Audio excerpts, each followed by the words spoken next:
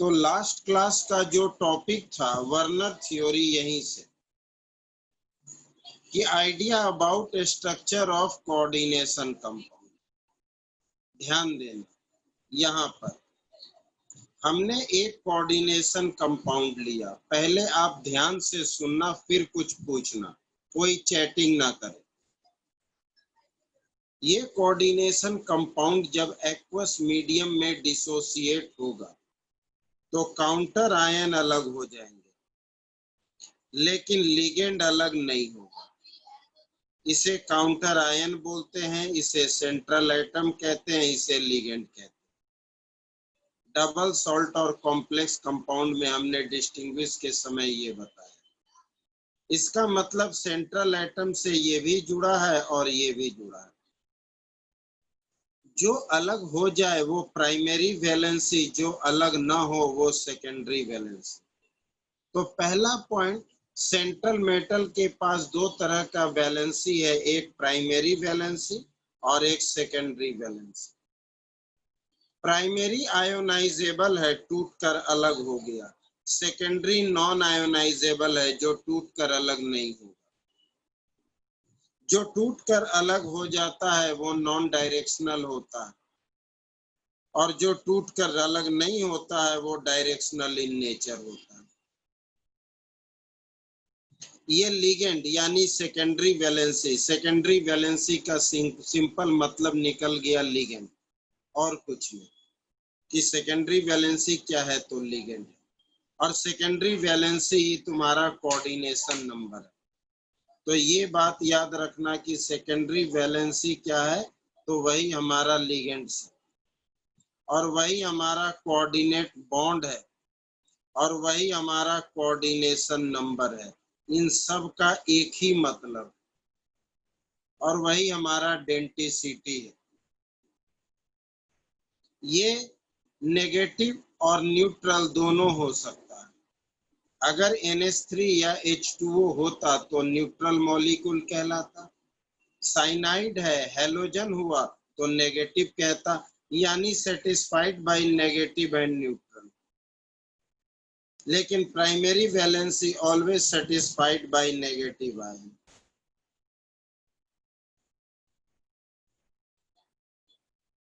क्या आपने लिखा, किसी ने कुछ लिखा? देखे नहीं कि सेकेंडरी और नेगेटिव आपने क्या लिखा, नेगेटिव और न्यूट्रल। किसने लिखा? जल्दी, थोड़ा फास्ट। न्यूट्रल और नेगेटिव को होता नहीं आया, क्यों होता? क्या लिख रहा है पता ही नहीं चल रहा। नेगेटिव और न्यूट्रल को होता नहीं आया, नहीं क्या होता नहीं, क्यों होता है? क्योंकि नेगेटिव और neutral molecule he pair of electron donate कर रहा है। क्योंकि ये कोऑर्डिनेट बॉन्ड बनाता है, और कोऑर्डिनेट बॉन्ड कोई न्यूट्रल मॉलिक्यूल यानी जिसपे लोन पेयर ऑफ इलेक्ट्रॉन है या नेगेटिव आयन, सिर्फ यही दो मॉलिक्यूल कोऑर्डिनेट बॉन्ड बनाते हैं और कोई नहीं बनाता है। इस वजह से सेकेंडरी वैलेंसी नेगेटिव और न्यूट्रल होता है, क्योंकि सेकेंडरी वैलेंसी ही कोऑर्डिनेट बॉन्ड होता है, और कोऑर्डिनेट बॉन्ड यही दो बनाते हैं, कोई और नहीं बनाता। कोई दिक्कत? और सेकेंडरी वैलेंसी ही हमें जियोमेट्री बताता है, क्योंकि अगर तुम इसका जियोमेट्री बनाओगे तो ऐसे बनेगा। सेकेंडरी वैलेंसी ही जियोमेट्री बनाता है, कोई और नहीं बनाएगा, क्योंकि जियोमेट्री में तुम सेकेंडरी वैलेंसी को ही रिप्रेजेंट करोगे, प्राइमरी को रिप्रेजेंट नहीं करोगे। ये इसका जियोमेट्री। प्राइमरी तो बाहर लिखा होता है, इलेक्ट्रोस्टैटिक फोर्स के थ्रू बंधा होता है। तो सेकेंडरी वैलेंसी ही जियोमेट्री भी बनाता है। तो ये जो पॉइंट्स है ये वर्नर ने हमें आइडिया दिया, किसके बारे में? तो कोऑर्डिनेशन कंपाउंड में। अब अगला टॉपिक इन्हीं पर है, इनका लिमिटेशन यानी ड्रॉबैक क्या है। लिमिटेशन यानी ड्रॉबैक, इनका लिमिटेशन क्या है, इनका ड्रॉबैक क्या है? तो 3 ड्रॉबैक मेन है। पहला, कौन से एलिमेंट कोऑर्डिनेशन कंपाउंड बनाएंगे, कौन नहीं बनाएंगे, वर्नर को नहीं पता था। यानी कौन से एटम सेंट्रल मेटल नहीं होंगे और कौन होंगे, ये बात वर्नर को नहीं पता। मतलब why only certain element, why only certain element.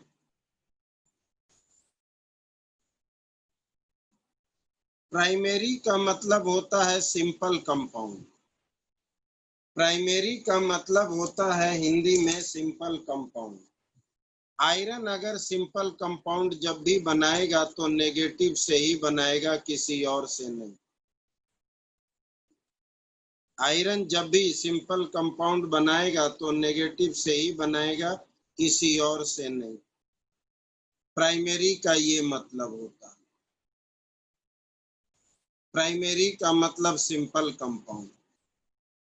Iron जब भी सिंपल कंपाउंड बनाएगा नेगेटिव से ही बनाएगा, किसी और से नहीं। यानी सेंट्रल एटम जब भी सिंपल कंपाउंड बनाएंगे तो नेगेटिव से ही बनाएंगे। प्राइमरी का ये मतलब। कोई दिक्कत? किसी को कोई दिक्कत हो बोल दे। आगे चले।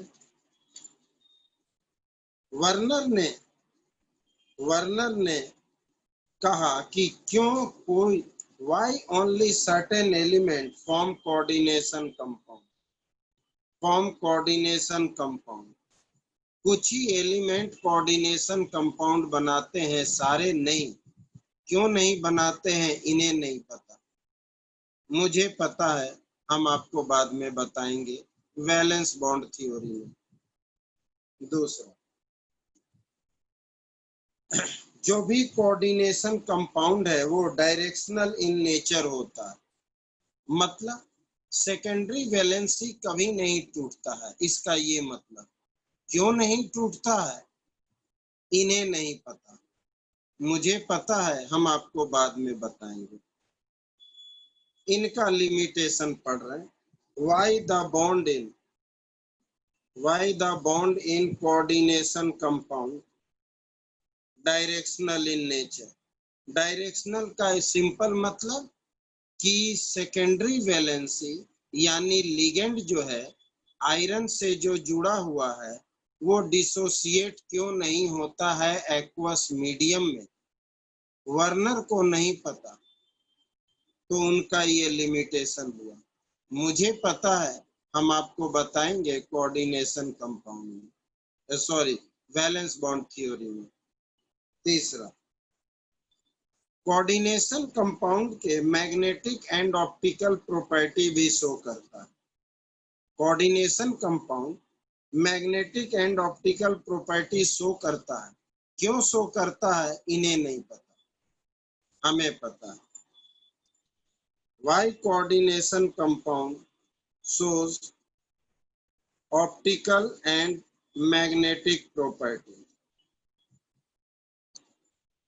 Why coordination compound shows optical and magnetic property? इन्हें नहीं पता है, आपको भी पता चलेगा आगे के टॉपिक में। तो these are drawback and limitation of Werner theory. These are drawback and limitation of Werner theory. Werner ने हमें कुछ आइडिया दिया तो कुछ इनकम्प्लीट आइडिया भी दिया। किसी को कोई दिक्कत? किन्हीं को कुछ भी पूछना है इसमें तो तुरंत कह दो। वर्नर थ्योरी क्या है? 4 पॉइंट है, मेनली 5, और ये उनके लिमिटेशन, ड्रॉबैक। ये बात वर्नर को नहीं पता और ये तुम्हारा थ्योरी है जिसको हमने शॉर्ट में यहाँ समझाया। अगर आपको समझ आया तो ठीक, नहीं तो पूछ ले ताकि हम आगे चलें। These are Werner theory. Non ionisable, जो टूट जाए वो आयोनाइजेबल, जो ना टूटे वो नॉन आयोनाइजेबल। ये टूट गया आयोनाइजेबल, ये नहीं टूटा नॉन आयोनाइजेबल। टूटने वाले को आयोनाइजेबल कहते हैं, नहीं टूटने वाले को नॉन आयोनाइजेबल। ऑप्टिकल प्रॉपर्टी का मतलब रिफ्रैक्टिव इंडेक्स, रिफ्रैक्शन, रिफ्लेक्शन, ये सारे। तो ऑप्टिकल प्रॉपर्टी और मैग्नेटिक प्रॉपर्टी दोनों शो करता है। क्यों शो करता है इन्हें नहीं पता। ये बॉन्ड नहीं टूटता है, क्यों नहीं टूटता है इन्हें नहीं पता। कुछ ही एलिमेंट, ट्रांजिशन एलिमेंट क्यों कोऑर्डिनेशन कंपाउंड बनाते हैं, सारे क्यों नहीं बनाते हैं, इन्हें नहीं पता। प्राइमरी वैलेंसी को सेंट्रल एटम नहीं कहते हैं। सेंट्रल एटम जब सिंपल कंपाउंड बनाता है उसे हम प्राइमरी वैलेंसी कहते हैं। इन दोनों के बीच के बॉन्ड को, जो आयोनिक बॉन्ड होता है, इन दोनों के बीच के फोर्स को प्राइमरी वैलेंसी कहते हैं, क्योंकि आयोनिक बॉन्ड बॉन्ड से रिप्रेजेंट नहीं होता। तुम आयरन और क्लोरीन के बीच बॉन्ड नहीं दिखा सकते, तुम आयरन और OH के बीच बॉन्ड नहीं दिखा सकते। आयोनिक बॉन्ड इलेक्ट्रोस्टैटिक फोर्स से बंधा होता है, हम उसे बॉन्ड से नहीं दिखाते हैं। सिर्फ कोवेलेंट और कोऑर्डिनेट बॉन्ड बॉन्ड से रिप्रेजेंट होते हैं। तो यहाँ भी जो भी इलेक्ट्रोस्टैटिक फोर्स लगा है इन दोनों के बीच, इसलिए इन्हें हम प्राइमरी वैलेंसी कहते हैं। वैसे प्राइमरी वैलेंसी का मतलब सेंट्रल एटम का सिंपल कंपाउंड में जो बॉन्ड बनता है, दैट इज प्राइमरी वैलेंसी। तसल्ली से आगे बढ़िए, ना समझ में आए बिल्कुल पूछिए, ना समझ में आए बिल्कुल पूछिए। हम आगे चले।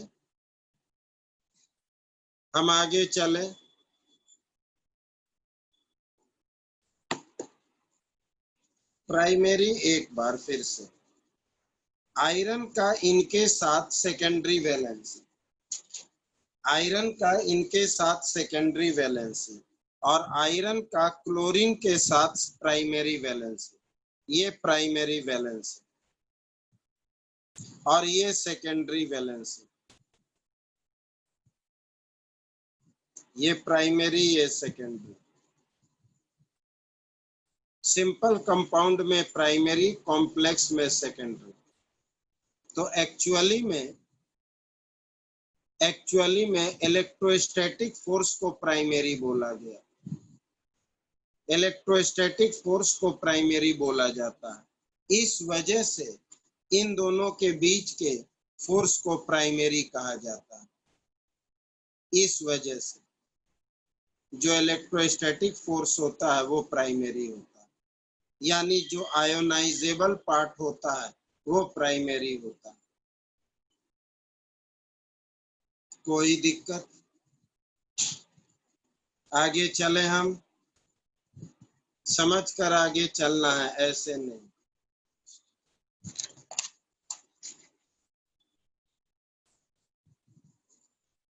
सिंपल और कॉम्प्लेक्स का कैसे पता चलेगा? सीधी सी बात है, कॉम्प्लेक्स की पहचान स्क्वायर ब्रैकेट से होती है, और कॉम्प्लेक्स में ये जो है हमारा इलेक्ट्रोस्टैटिक फोर्स है और ये कोऑर्डिनेट बॉन्ड है।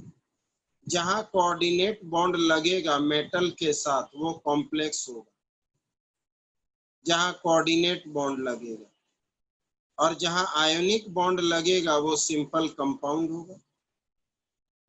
जहां आयोनिक बॉन्ड लगेगा वो सिंपल कंपाउंड, और जहां कोऑर्डिनेट बॉन्ड लगेगा वो कोऑर्डिनेशन कंपाउंड।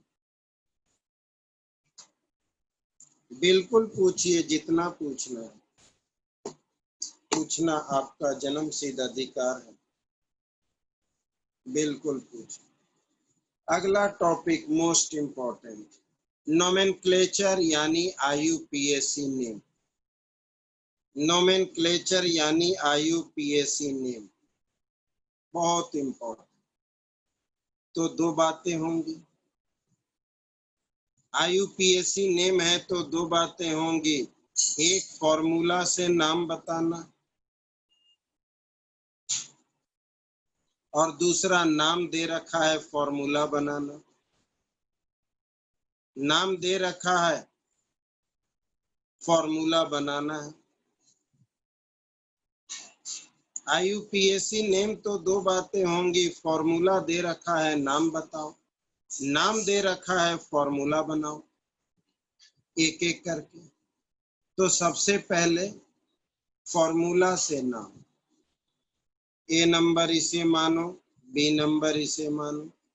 तो सबसे पहले फॉर्मूला से नाम यानी rule for naming the compound, मतलब मुझे नाम बताने हैं, फॉर्मूला क्वेश्चन में दे रखा है। तो rule for naming the compound मतलब फॉर्मूला दे रखा है मुझे नाम बताने। पहला rule, cation is written first followed by anion, पहले कटायन लिखते हैं फिर बाद में अनायन लिखते हैं। Cation is written first followed by anion, पहला रूल।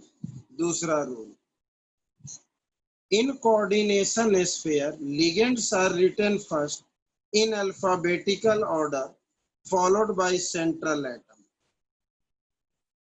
कोऑर्डिनेशन स्फीयर के अंदर जो सेंट्रल मेटल और लिगेंड है, पहले लिगेंड का नाम लिखते हैं इन अल्फाबेटिकल ऑर्डर, अल्फाबेटिकल ऑर्डर, और फिर उसके बाद सेंट्रल मेटल का नाम लिखते हैं, उसके बाद सेंट्रल मेटल का नाम लिखते हैं फॉर्मूला से नाम बताने समय। ठीक है, सेंट्रल मेटल जब भी लिखेंगे ऑक्सीडेशन नंबर के साथ, central metal should be written with oxidation number.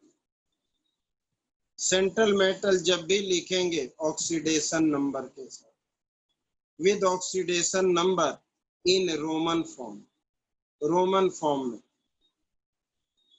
बिल्कुल रिप्रेजेंटेड इन रोमन फॉर्म। ठीक, अब इसे हमेशा याद रखना, बच्चे अक्सर भूलते हैं इसे। अगर काउंटर आयन कटायन के रूप में है या काउंटर आयन पहले लिखा हुआ है या कोऑर्डिनेशन स्फीयर अनायन के रूप में हो तो सेंट्रल मेटल के नाम में 8 लगता है।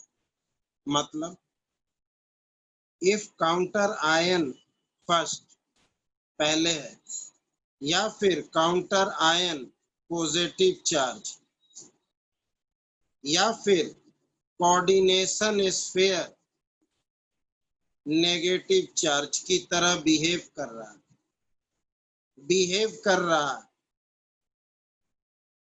तो ऐसे कंडीशन में central metal should be written with 8। 8 का मतलब जैसे कि कोबाल्ट है तो कोबाल्टेट, निकेल है तो निकलेट, प्लेटिनम है तो प्लेटिनेट। 8 का ये मतलब नाम में 8 लगेगा सेंट्रल मेटल के नाम में, कोई दिक्कत। अब ये था रूल, कॉपर है तो क्यूपरेट, कॉपर है तो क्यूपरेट, कहीं कोई दिक्कत है तो बोलिए।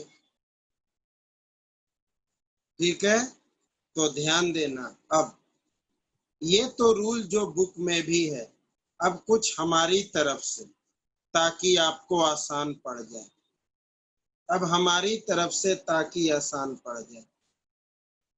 पहला रूल, ये हमारा रूल ए नंबर, तुम्हें तीन ही तरह के कोऑर्डिनेशन कंपाउंड 99% मिलेंगे, 1% एक्सेप्शन हमेशा केमिस्ट्री में होता है। 99% केस में तुम्हें तीन ही तरह के कंपाउंड मिलेंगे। काउंटर आयन, सेंट्रल मेटल और साथ में लिगेंड, ऐसा मिलेगा। या फिर बी नंबर, ध्यान देना, B number, central metal, ligand, counter ion. तीसरा केस, सेंट्रल मेटल, लिगेंड, कोई भी काउंटर आयन में, कोई भी काउंटर आयन में, ठीक। अगर कंपाउंड ऐसा है तो सबसे पहले तुम इनका नाम लिखोगे, फिर तुम इनका नाम लिखोगे अल्फाबेटिकल ऑर्डर, फिर तुम इनका नाम लिखोगे। अगर कंपाउंड ऐसा है तो अल्फाबेटिकल ऑर्डर पहले इनका नाम लिखोगे, फिर तुम इनका नाम लिखोगे और फिर तुम इनका नाम लिखोगे, ठीक। ध्यान देना, इस केस में सबसे पहले इनका नाम और फिर इनका नाम, इनका नाम फिर इनका नाम। इसके अलावा दिमाग में कुछ मत रखो, इसे भूल जाओ। समझ में कहां से आएगा, एक एग्जाम्पल देंगे तब तो आएगा। अब एक एग्जाम्पल तो देने दो, तीनों का एक एक एग्जाम्पल देते हैं इन्हीं के जैसा। तो चलिए एक एग्जाम्पल, नंबरिंग वही, एक एग्जाम्पल देते हैं तब नंबरिंग समझ आएगा, एक एग्जाम्पल देंगे तब नंबरिंग समझ आएगा। अब एक एक यहाँ एक एक एग्जाम्पल, पहले इनके जैसा, इनके जैसा एग्जाम्पल तो आपने बहुत लिखा, आपने बहुत लिखा। इनके अंदर एक रूल और है, इधर जगह नहीं दिख रहा है। काउंटर आयन का सिर्फ नाम लिखते हैं, नंबर नहीं। काउंटर आयन का सिर्फ नाम लिखते हैं, नंबर नहीं। Only name of counter ion. तो इसके जैसा ये कंपाउंड है। सबसे पहले काउंटर आयन पोटेशियम, फिर लिगेंड्स हेक्सासाइनो, फिर सेंट्रल मेटल। अगर काउंटर आयन पहले है तो सेंट्रल मेटल के नाम के साथ 8 लगेगा, यानी ferrate. Central metal oxidation number के साथ लिखा जाएगा 1 × 4 plus x minus 1 × 6 equals to 0। अब जरा पहले अपने दिमाग लगाकर सोचो और फिर मुझसे पूछो। अपने दिमाग लगाकर सोचो फिर मुझसे पूछो। रूल को मारो गोली, हमने जो बताया वो ध्यान दो। जिन्हें दिक्कत है वो बोलेंगे जरूर। बोलिए कहाँ दिक्कत है। OUS कैसे पता चलेगा? बिल्कुल, हमेशा OUS ही लगता है। कॉपर है तो क्यूपरस, आयरन है तो फेरस। आयरन को आयरन नहीं लिखा जाता, फेरस या फेरिक ही लिखा जाता। नंबरिंग तो आपके सामने है। एक बार फिर से, सबसे पहले काउंटर आयन, फिर लिगेंड, फिर सेंट्रल मेटल। कितना तो सिंपल है। नंबरिंग में फिर से एक बार ध्यान देकर बिल्कुल पूछो। रूल के अकॉर्डिंग ही है। Cation is written first followed by anion, ये कटायन ये anion. Ligands are written first in alphabetical order और देन सेंट्रल मेटल। रूल के अकॉर्डिंग ही तो हो आप। रूल को देखो, कटायन इज रिटन फर्स्ट।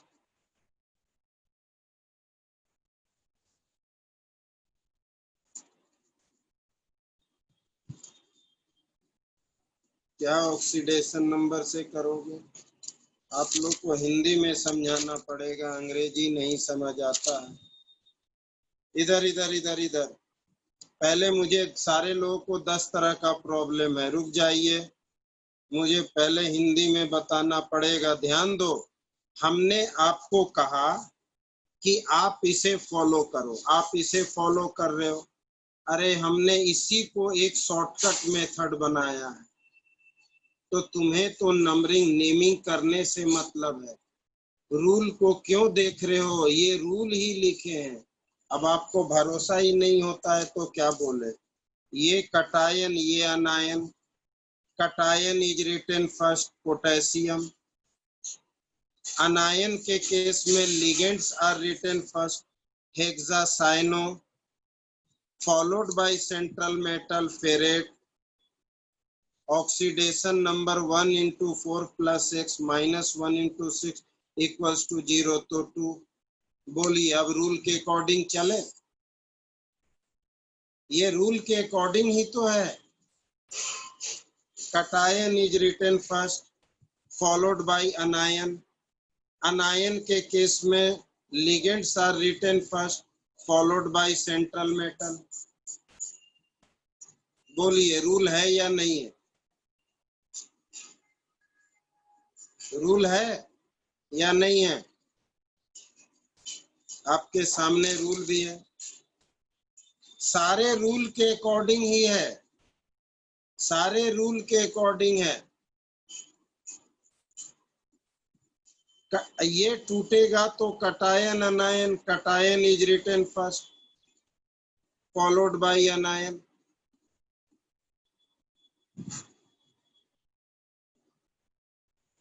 ये रूल का फ्लो, हमने आपको ट्रिक बताया, ये रूल के अकॉर्डिंग ही है। ऐसा नहीं है कि हम बिना रूल का बता रहे हैं, हम आपके रूल को ही फॉलो करवा रहे हैं। वहां आपसे कोऑर्डिनेशन स्फीयर पॉजिटिव क्यों नहीं आएगा? कोऑर्डिनेशन स्फीयर पॉजिटिव क्यों नहीं आएगा? एग्जांपल देखिए, पीटी NH3 होल 4 Cl2 और Br2, ये रहा। ये अगर टूटेगा तो ये प्लस ये माइनस क्यों नहीं आएगा? बिल्कुल आएगा।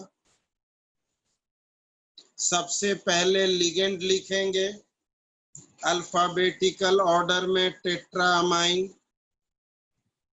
टेट्रामाइन पहले लिगेंड, फिर central metal platinum, platinum oxidation number के साथ 2 और 2 4, फिर काउंटर आयन यानी कि ब्रोमाइड, ब्रोमाइड पहले भी बोल दिए, only name of counter ion. अच्छा, ये छूट गया, जल्दीबाजी में छूट गया, रुक जाओ फिर से। टेट्रामाइन, टेट्रामाइन डाइक्लोरिडो, प्लेटिनम 2 2 2 4 4 और ब्रोमाइड। हाँ, ये आपको याद रखना है, ये आपको याद रखना है धीरे धीरे, कि लिगेंड के रूप में किसी ग्रुप को हम क्या बोलते हैं, लिगेंड के रूप में किसी ग्रुप को हम क्या बोलते हैं, ये तुम्हें याद रखना है। क्लोरीन, अगर क्लोरीन, ब्रोमीन, फ्लोरीन, आयोडीन अगर लिगेंड में है तो क्लोरिडो, ब्रोमिडो, फ्लोरिडो, आयोडो। काउंटर आयन में है तो क्लोराइड, ब्रोमाइड, फ्लोराइड, आयोडाइड। थोड़ा सा मेहनत यही करना है, थोड़ा सा मेहनत यही करना है, लिमिटेड है। हम ये मत सोचो हम इसका भी ट्रिक बताएंगे, लेकिन थोड़ी देर के बाद, नहीं तो आप कंफ्यूज हो जाओगे। हम इसका भी आपको ट्रिक बताएंगे। अब जरा इसका एग्जाम्पल ले ले, इसका एग्जाम्पल एक जैसे Na है, CO है, होल 4 है, इसमें काउंटर आयन नहीं, तो टेट्रा कार्बोनाइल पहले लिगेंड, टेट्रा कार्बोनाइल निकेल 0 होता है, ऑक्सीडेशन नंबर 0, ऑक्सीडेशन नंबर 0। किसी को कोई दिक्कत?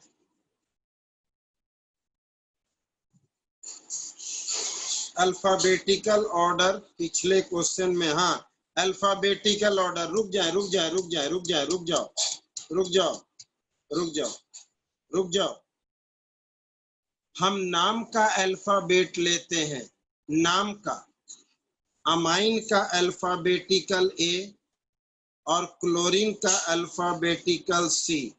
हम डाई और टेट्रा नहीं देखते, अल्फाबेटिकल का ये मतलब नाम का अल्फाबेट लेते हैं। टेट्रा अमाइन में A देखेंगे, टेट्रा नहीं। डाई अमाइन में D नहीं देखेंगे, क्लोरिडो देखेंगे, डाई क्लोरिडो। नाम का अल्फाबेट लेते हैं, मोनो डाई ट्राई का अल्फाबेट नहीं लेते हैं, मोनो डाई ट्राई का अल्फाबेट नहीं लेते हैं। तसल्ली से देखो, जरूरी है समझना, क्योंकि आप IUPAC नेम में हो, दिक्कत है तो बिल्कुल पूछो। जीरो कैसे आया अभी हम बताएंगे, याद रखो, तुम्हें घर पे पढ़ने की जरूरत नहीं होगी अगर हमारी बात को सुने तो, बस ये सब याद रखो। अब हम जरा पेज पलटे, कुछ सवालों के आपका जवाब देना है, पेज पलटे, कुछ सवालों का जवाब देना है।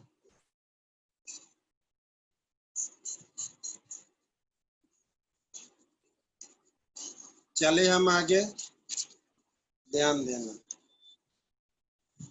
अभी चिंता मत करो, बिना सिखाए आपको हिलने नहीं देंगे। अरे ऑनलाइन हो या ऑफलाइन, सीखोगे तभी जाने देंगे। ध्यान देना, सबसे पहले आपको एक छोटी सी बात, थोड़ी बहुत तो लर्न करने होंगे, वही बताने जा रहे हैं। Charge on ligand, charge on ligand थोड़ा सा तुम्हें याद रखना होगा, ध्यान देना।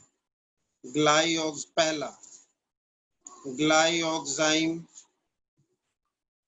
Triphenyl phosphine, triphenyl phosphine. Carbonyl, cobalt मत समझ लेना, कोबाल्ट कभी लिगेंड नहीं बन सकता है, कोबाल्ट सेंट्रल एटम होता है, कोबाल्ट कभी लिगेंड नहीं बन सकता। ये कार्बोनाइल है, यानी carbon monoxide. NH3 H2O, EN ethane 1,2 diamine, याद करो, इथेन 1,2 डाइअमाइन और प्राइमरी अमाइन, इन सब का चार्ज 0 होता है। आज के बाद याद रखोगे, इन सब का चार्ज 0 होता है। नेक्स्ट, SO4 SO3 CO3 और OX oxalate ion, OX oxalate ion, इन सब का चार्ज -2 होता है। याद रखो, 100 लिगेंड्स हैं, तुम्हारे लिए आसान कर दिए, तुम्हें यही याद रखना है। 100 लिगेंड्स हैं, तुम्हें यही याद रखना है। इन सब का 0, इनका -2, बाकी तुम्हें जो भी मिल जाए -1।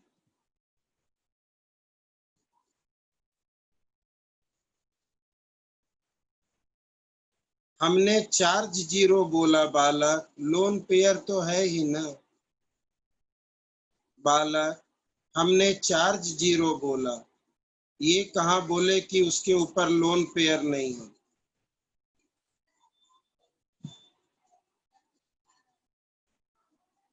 इन सब का चार्ज 0 है, इन सब का चार्ज -2 है, और बाकी जो भी दिख जाए लिगेंड सबका -1, बाकी जो भी दिख जाए -1, किसी का भी -1। x + 0 = 0, तो x = 0।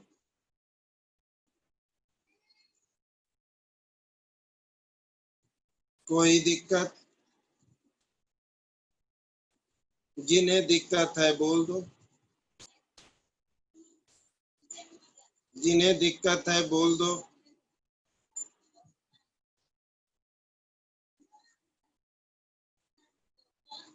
जिन्हें दिक्कत है बोलेंगे जरूर, बिना बोले आगे बढ़ने का क्या फायदा। कोबाल्ट लिगेंड कैसे होगा? सेंट्रल मेटल है। आप लोग बार बार सवाल पूछते हैं ऐसा कि क्या बताएं। अरे बालक, लिगेंड जो होता है या तो नेगेटिव आयन होता है या न्यूट्रल मॉलिक्यूल होता है, यानी जिसपे लोन पेयर होता है। लिगेंड सिर्फ ये होते हैं। सेंट्रल मेटल होता है, मेटल। लिगेंड कभी मेटल नहीं बनता है, never metal, never metal. Ligand कभी मेटल नहीं बन सकता है, क्योंकि metal pair of electron donate नहीं करता। मेटल के पास ना तो नेगेटिव चार्ज होता है ना लोन पेयर होता है। लिगेंड तो वही होंगे ना जिसपे नेगेटिव चार्ज होगा, जिसपे लोन पेयर होगा। मेटल के पास ना तो लोन पेयर होता है ना नेगेटिव चार्ज होता है। तो कोबाल्ट लिगेंड कैसे बनेगा? कोबाल्ट एक मेटल है।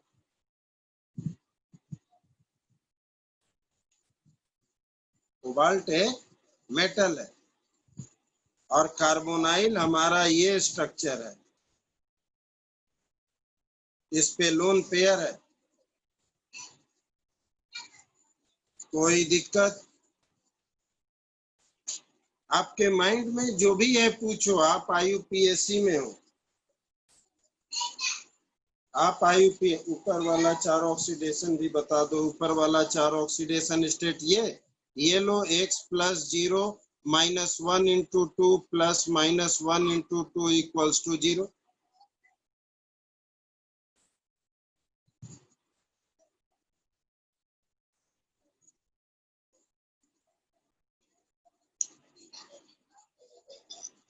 दिक्कत है तो बोल दो। रुक जाओ, रुक जाओ, रुक जाओ, रुक जाओ, रुक जाओ। तसल्ली से सीखना है, सीखना है। रुक जाओ। K4 के आगे ऑक्सीडेशन नंबर क्यों लिखा है? सेंट्रल मेटल के आगे ऑक्सीडेशन नंबर लिखा है, ये तो रूल ही है।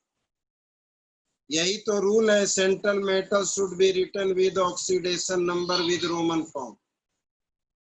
IUPAC का ये रूल है कि सेंट्रल मेटल के आगे ऑक्सीडेशन नंबर लिखना है। यही तो IUPAC है।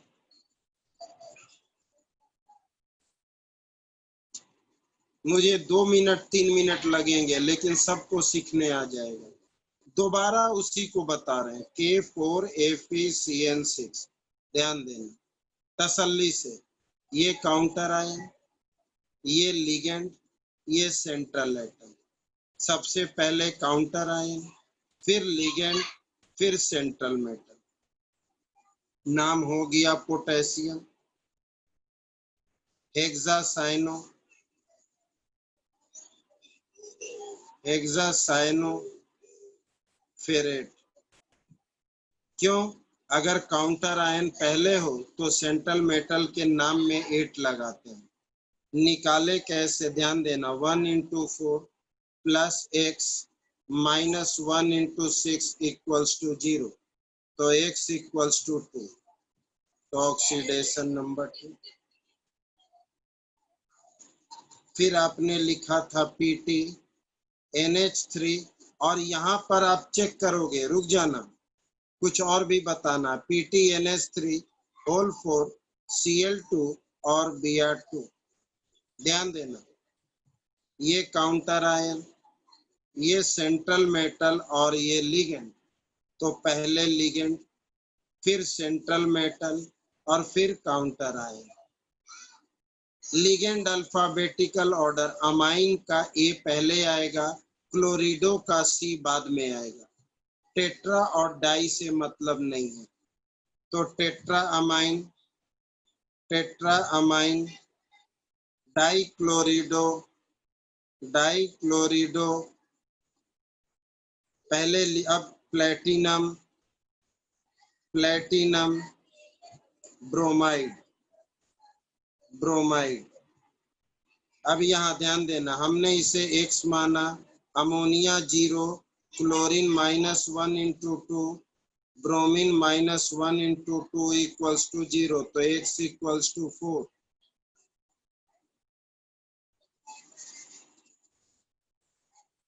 इम्पोर्टेंट, नंबरिंग कैसे कर रहे हो, मतलब कौन सा नंबरिंग?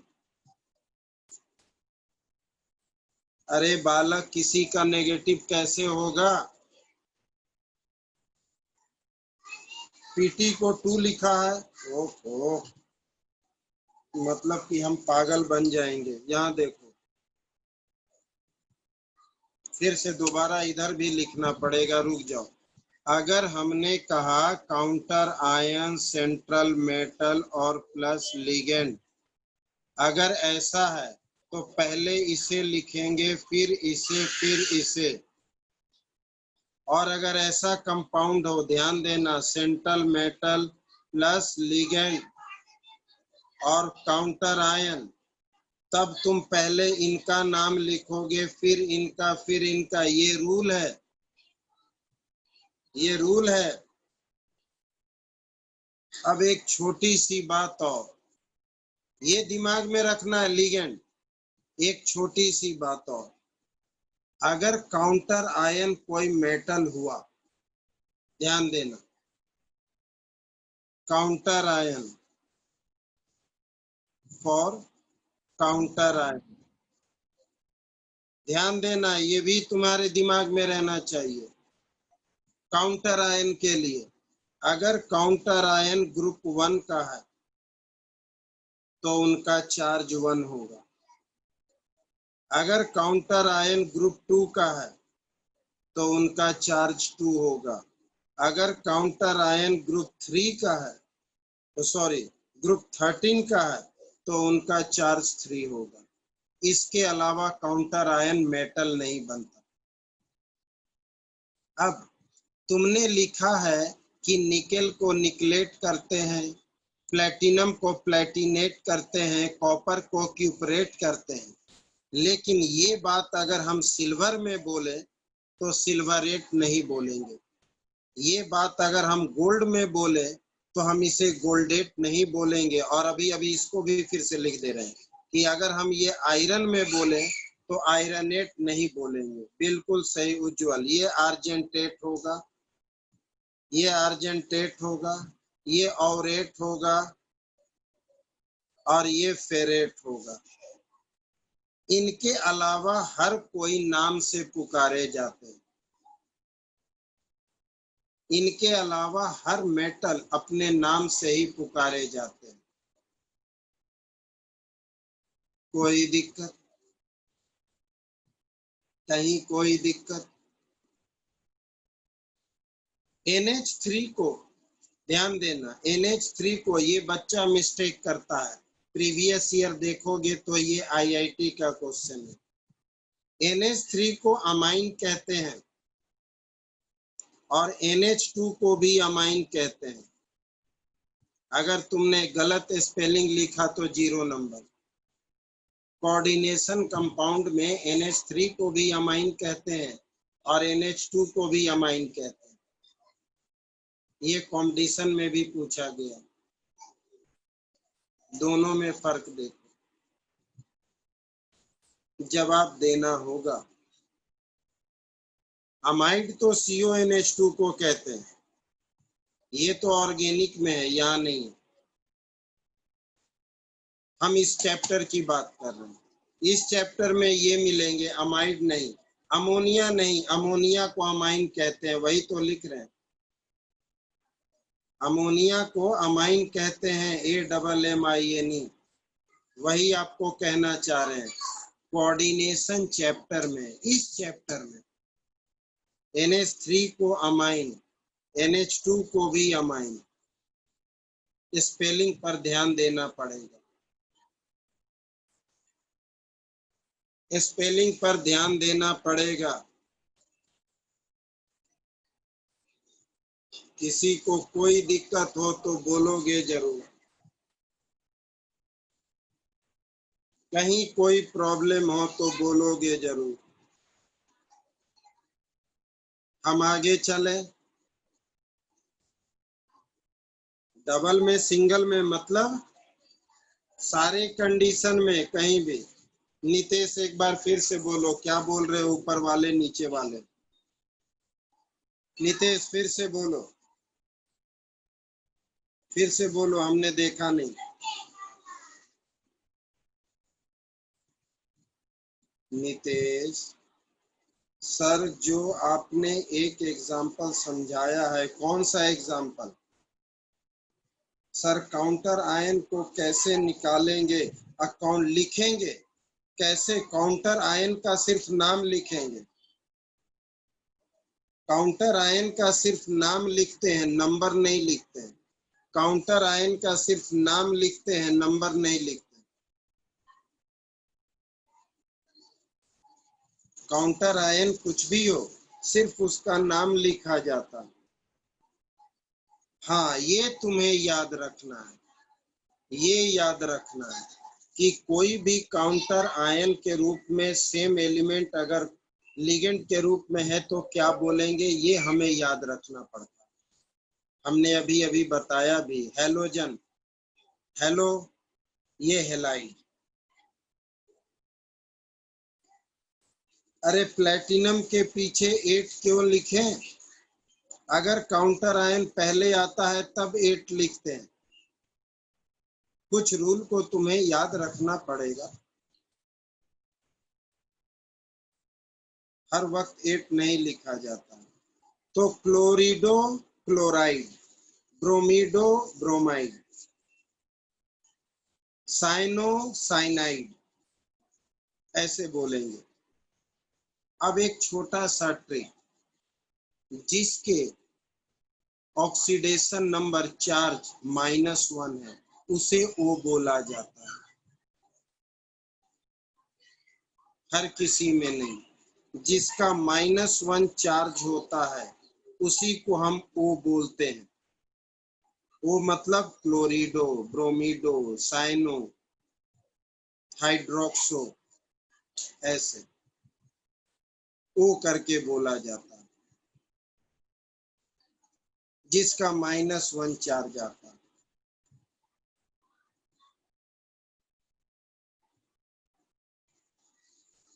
एग्जाम्पल आपके सामने ही है, ये साइनाइड है लेकिन साइनो बोल रहे हैं। ये क्लोराइड है, क्लोरिडो बोल रहे हैं। अगर OH होता हाइड्रोक्सी तो उसे हाइड्रोक्सो बोलते हैं। अगर NO2 होता नाइट्रो तो उसे नाइट्रेटो बोलते, उसे भी O बोलते, उसे भी नाइट्राइटो बोलते, O नाइट्राइटो। NO2 को नाइट्राइटो, OH को हाइड्रोक्सो, क्लोरिडो, साइनो, क्योंकि इन सब का -1, इन्हें हम O करके पुकारते। कुछ समझ आ रहा है? कुछ समझ आ रहा है या नहीं? कोऑर्डिनेशन कंपाउंड चैप्टर मेरे साथ साथ घर पे पढ़ना होगा। कोऑर्डिनेशन कंपाउंड मेरे साथ साथ पढ़ना होगा, तभी समझ आएगा, नहीं तो छूट गया तो रह जाएगा, नहीं तो फिर रह जाएगा। आपके माइंड में जो भी हो नहीं, काउंटर आयन में जो नाम है वो लिखा जाता है कंपाउंड बनते समय। जैसे हैलोजन जुड़ता है तो कैसे बोलते हैं, पोटेशियम क्लोराइड तो क्लोराइड, सोडियम क्लोराइड तो क्लोराइड। लिगेंड के रूप में वो बोला जाता है सिर्फ उन्हें जिन पे -1 चार्ज। तो ये सारी बातें आपके दिमाग में रहना है, ये सारी बातें आपके दिमाग में रहना है, ये सारी बातें आपके दिमाग में रहना है। और हमने जो आपको ट्रिक बताया है वो ट्रिक याद रखना। अगर बार बार ये क्या रूल को पढ़ोगे तो कंफ्यूज हो जाओगे। यहाँ तुम्हें ट्रिक से ही चलना है, क्योंकि ट्रिक भी रूल के अकॉर्डिंग होता है, ऐसे नहीं होता। तो क्या उम्मीद करें, हम पेज पलटे, पेज को पलट दें, आगे चले। चलिए, बहुत बढ़िया। पूछा जरूर करेंगे, ध्यान देना, पूछेंगे जरूर, ध्यान देना। तो हमारा एक काम हो गया। बैकग्राउंड से आवाजें आ रही हैं, बैकग्राउंड में हमारे यहाँ बहुत बच्चे हैं, आस पड़ोस के सारे लोग आ जाते हैं, वो उछल कूद करते हैं कॉकरोच मेंढक की तरह, तो उनको नेग्लेक्ट कीजिए, हमारी आवाज को सुनिए, ठीक है? बैकग्राउंड पे मत जाइए, ठीक है? ध्यान देंगे। तो हमने, ध्यान दीजिए, जो हमने अभी पढ़ा फॉर्मूला से नाम, अब अगली बारी है नाम देगा फॉर्मूला बनाना है, नाम देगा फॉर्मूला बनाना है, यानी rules for writing the formula, rules for writing the formula.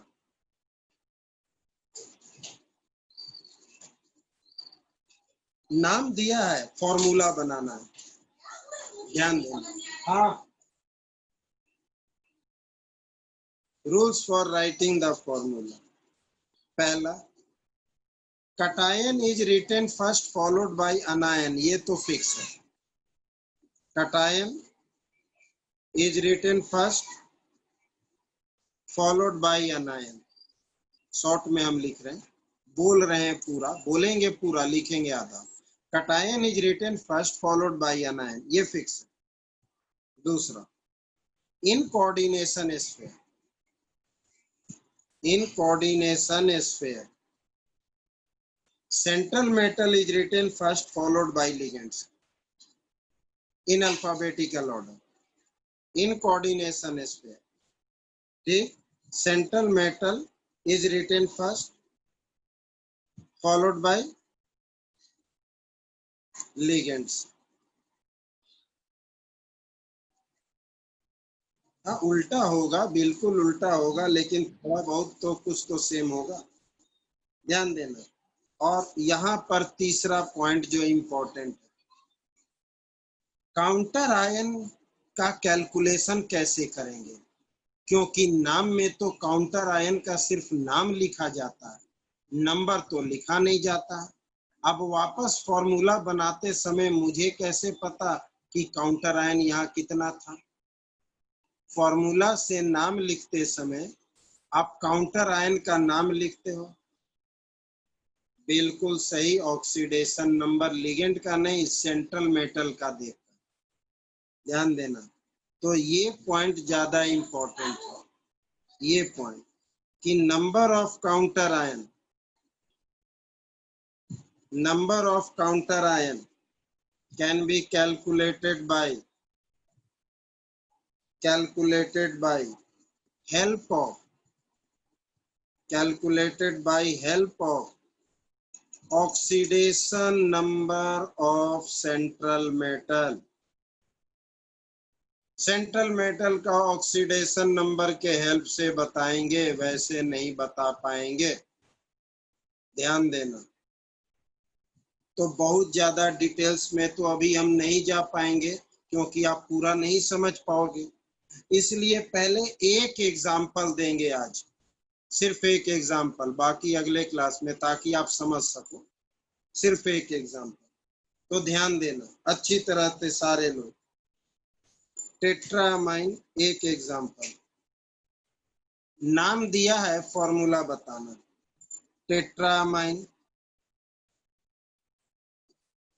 Aqua, क्लोरिडो,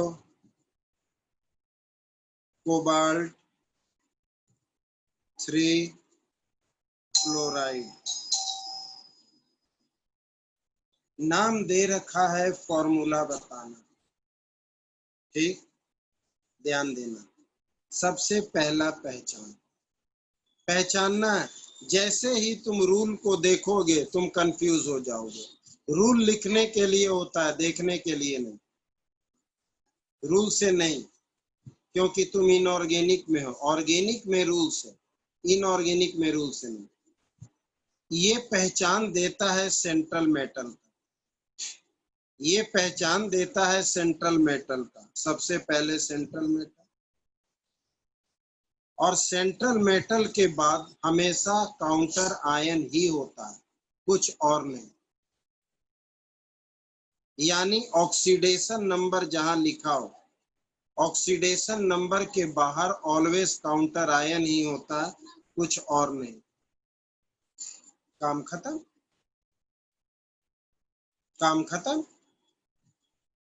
बाकी जो है लिगेंड, उन्हें लिख दो। बाकी जो है लिगेंड, उन्हें लिख दो। क्या है तो टेट्रामाइन, NH3 4, एक्वा वाटर, क्लोरिडो Cl। बाकी जो है लिगेंड, तुम्हारा दो ही काम है। सबसे पहले इनको देख करके ये पता करो, फिर काउंटर आयन, बाकी जो बच गया लिगेंड। बाकी जो बच गया लिगेंड, कितने क्लोरीन, यही तो निकालना है, यही तो निकालना है। इनके हेल्प से कोबाल्ट 3 है, कोबाल्ट 3 है, ammonia 0, water 0, chlorine -1 equals to x, equals to x, तो x इक्वल्स टू 2। इसका मतलब यहाँ 2 है। x इक्वल्स टू 2 मतलब क्लोरीन यहाँ 2 है। कोई दिक्कत? सोच लो, समझ